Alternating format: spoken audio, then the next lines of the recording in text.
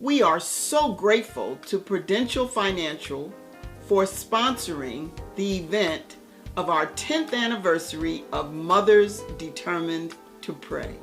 Joining us now is Maddie Brookes. She is a manager of financial services for Prudential.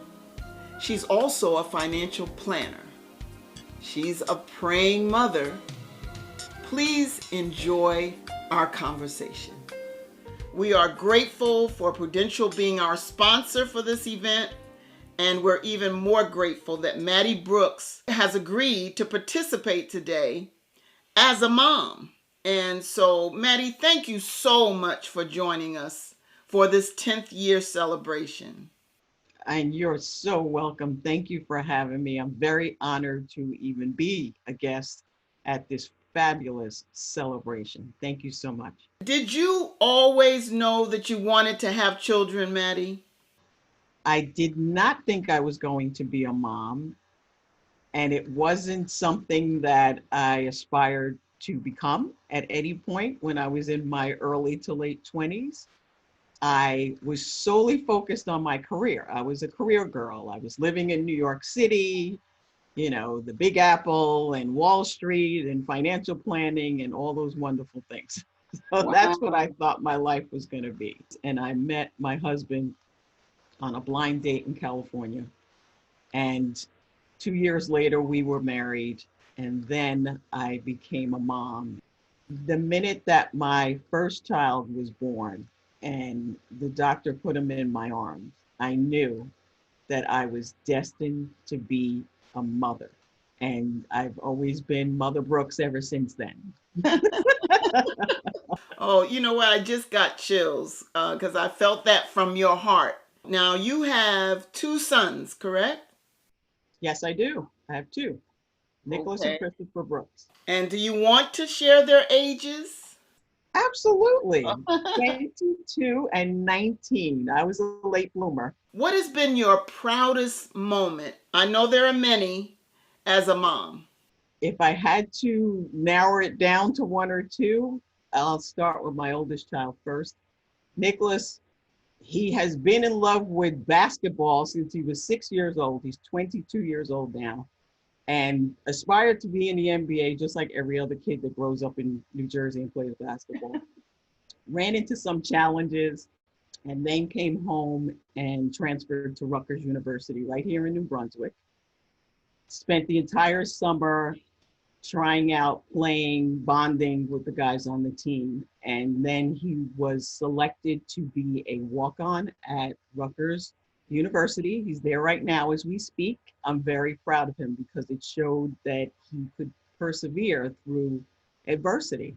And your other son? Yes. Christopher is my happy-go-lucky child. He's the 19-year-old. He's the one who's friends with everybody. He runs track. He's up at Northeastern University in Boston.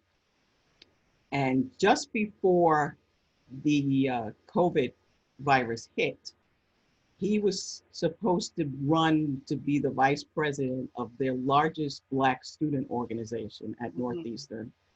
And his friend was going to be the president.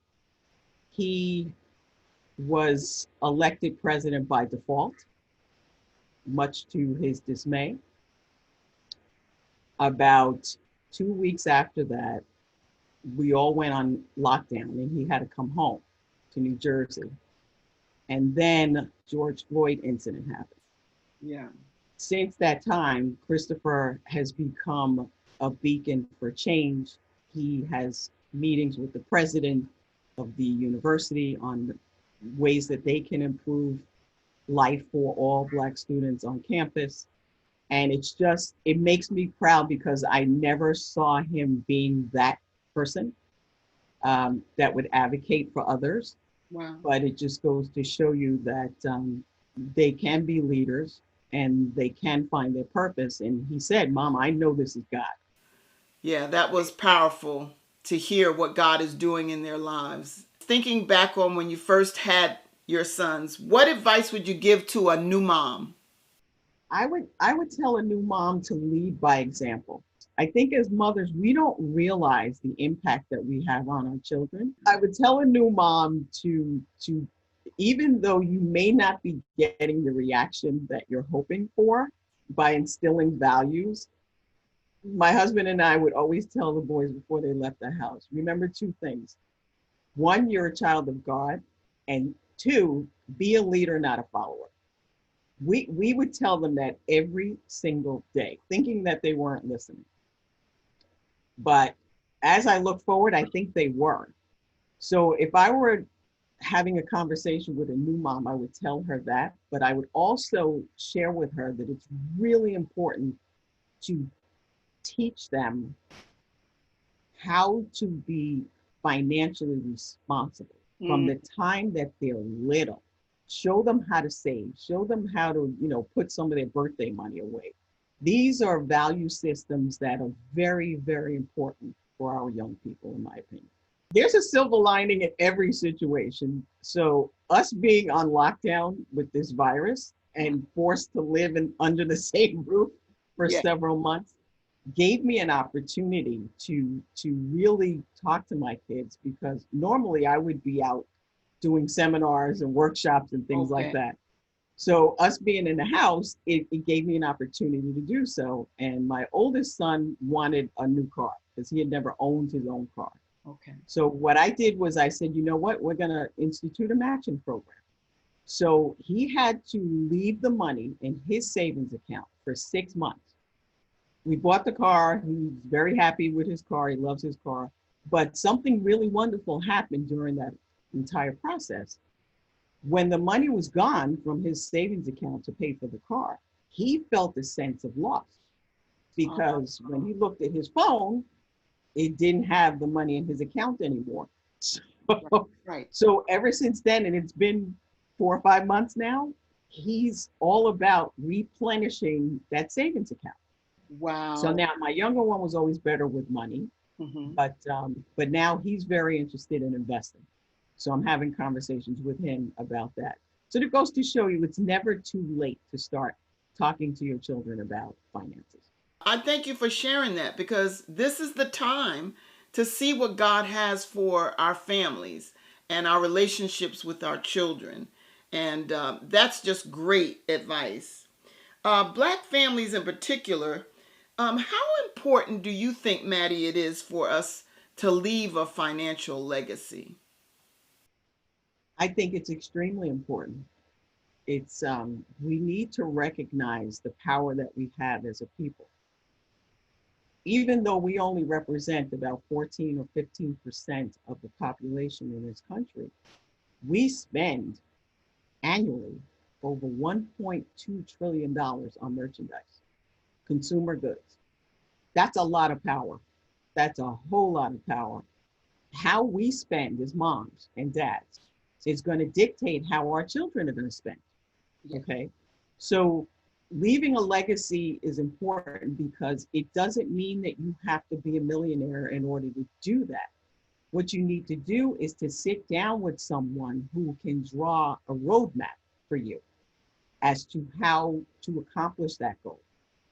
And the best way to do that is by talking to a professional, just like you would do if you had a medical condition, or if you needed a referral for a house or a neighborhood or whatever. It's the same thing. We have to stop being afraid to ask for help.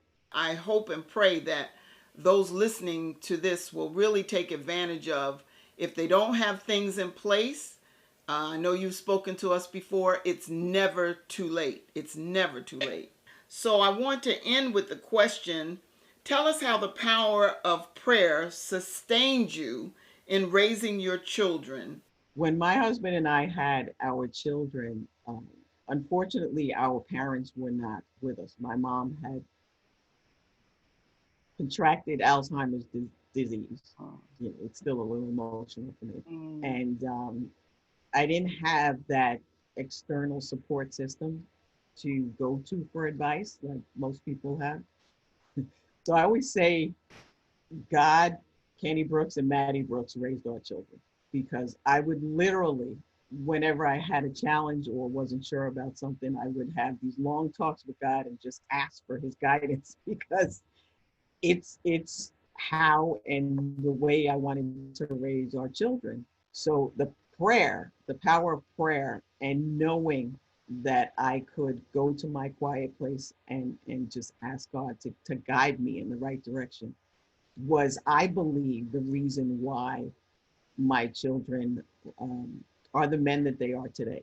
And without prayer, I can't say that that would be true. You know that I understand that. Maddie, thank you so much for joining us today. Again, we're grateful to Prudential to be a sponsor for this 10th anniversary event. Maddie Brookes, manager of financial services, a financial planner. I know you heard a little bit of what she knows. She knows her stuff. And so we're just grateful to you to not just share those pearls of wisdom, but we're grateful to you for sharing your heart and your faith and what prayer has meant to you.